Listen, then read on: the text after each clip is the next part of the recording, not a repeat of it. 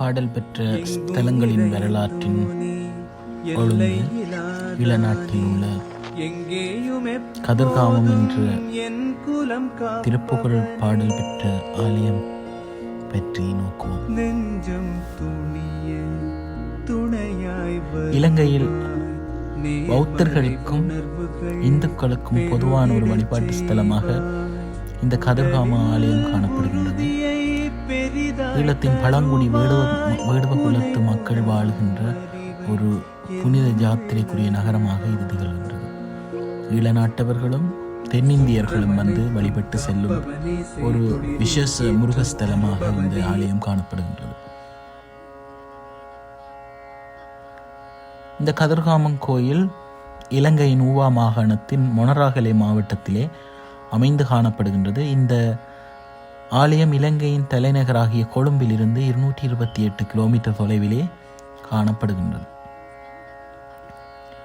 இந்த கதிர்காம ஸ்தலம் அமைந்திருக்கின்ற இடம் சிறிய கிராமமாக இருந்தாலும் தற்போது வளர்ந்து வருகின்ற ஒரு நகரமாக காணப்படுகின்றது.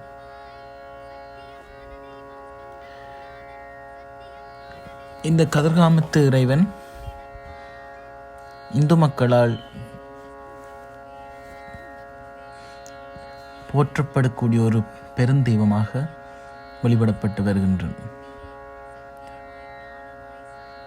சைவர்கள் சுப்பிரமணியர், கதிரவேல் முருகன், கதிரதேவன், கார்த்திகேயன், தாரகாசிதன் என்று இந்த கதிர்காமத்து இறைவனை பல சொற்கள் கொண்டு போற்றி அழைக்கின்றார்கள்.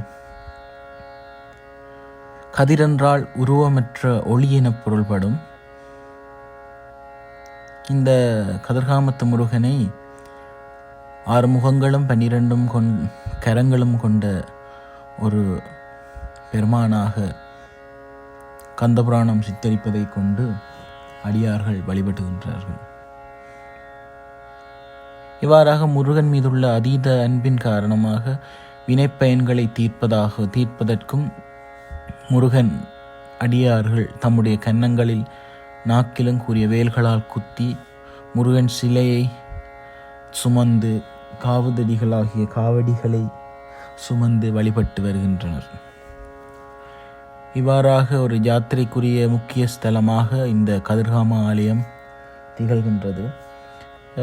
இந்த கதிர்காமத்தே சகல இனத்தவர்களும் இனமத பேதமின்றி இங்கிருக்கின்ற முருகப்பெருமானை வழிபடுவது மிகவும் சிறப்புக்குரியது. கதிர்காம திருவிழா, ஆடிவேல் உற்சவம் என சிறப்பாக நிகழ்வது கண்கூடு.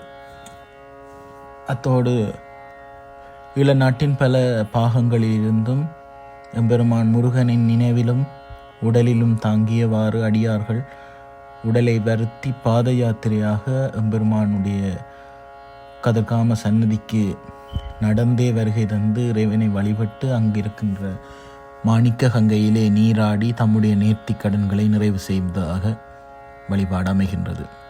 அடியார்கள் இங்கிருக்கின்ற மாணிக்க கங்கையில் நீராடி முடியிறக்கி தம்முடைய நேர்த்தி கடன்களை செய்வார்கள். அருணகிரிநாதராலே வழிபடப்பெற்று பாடல் பெற்ற ஸ்தலமாக இந்த கதிர்காமம் திகழ்கின்றது. இந்த கதிர்காமத்திலே முருகப்பெருமானுக்கு பூஜை செய்து வருபவர்கள் கப்புராளி என அழைக்கப்படுகின்றார்கள். இவர்கள் ஆதி வேடுவக்குடியில் பிறந்த தமிழர்களாக தற்போது சிங்களம் பேசுபவர்களாக இருப்பதாக கூறப்படுகின்றது. வாய்கட்டி மௌன பூஜை பெருமானுக்கு இடம்பெறும். பல சித்தர்கள், யோகிகள் நடமாடிய ஒரு புனித பூமியாக இந்த கதிர்காம மண் திகழ்கின்றது. இன்றும் சித்தர்களுடைய நடமாட்டம் அங்கே காணப்படுவதாக அடியார்கள் உணர்ந்திருக்கிறார்கள். இந்த ஆலயத்திலே மாணிக்க பிள்ளையார், மாணிக்க கங்கை, வள்ளியம்மன் கோவில், தெய்வானை அம்மன் கோவில், ஏழுமலை ஆகிய கதிரமலை பெருமான் ஆகிய ஸ்தலங்கள் தனித்தனி இடங்களில் இருக்கின்றது. ஏழுமலை கதிர்காம சுவாமியை தரிசனம் செய்வதற்கு அடியார்கள் மலை மீது வரிசையாக ஜாத்திரையாக முருகனுடைய நாமங்களை மனதாலும் நாவாலும் உச்சரித்தவாறு திருப்புகழ் பாராயணம் செய்தவாறு மிகுந்த பக்தி பூர்வமாக எம்பெருமானை நோக்கி கால் கடுக்க கால் வலிக்க அவருடைய தியானமே ஒன்றாக மலை மீது ஏறி சென்று மேலே தரிசனம் செய்வார்கள். மலை மீது ஏறியவுடன் நடந்து வந்த கலை எப்படி மாறுகின்றது என்று தெரியாதே போய்விடும்.